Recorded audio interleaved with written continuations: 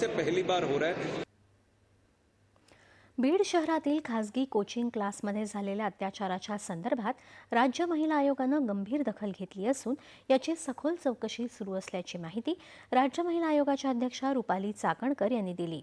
बीड इथल्या जिल्हा पोलीस अधीक्षक कार्यालयात आयोजित पत्रकार परिषदेत त्या बोलत होत्या। बीड जिल्ह्यातल्या एका कोचिंग क्लासमध्ये विद्यार्थिनीचा विनयभंग झाल्याचा प्रकार उघडकीला आला। या संदर्भात पोलिसांनी आरोपींना अटक केली आहे। या अनुषंगानं तपास सुरू असून जिल्ह्यातील कोचिंग क्लास, शाळा यांचा आढावा घेतला जाणार आहे, असं त्यांनी सांगितलं। मी त्या आईचं मनापासून कौतुक करेल की पुढे येऊन आईने ती तक्रार दाखल केली। जर कदाचित तक्रार दाखल केली नसती तर अजून कित्येक असे पुढचे लैंगिक अत्याचाराचे बळी गेले असते।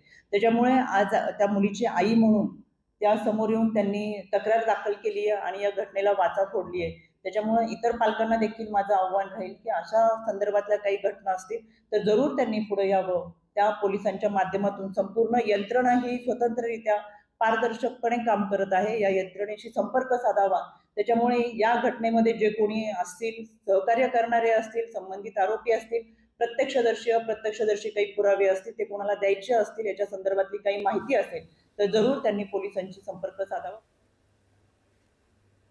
आणि आता राज्याच्या विविध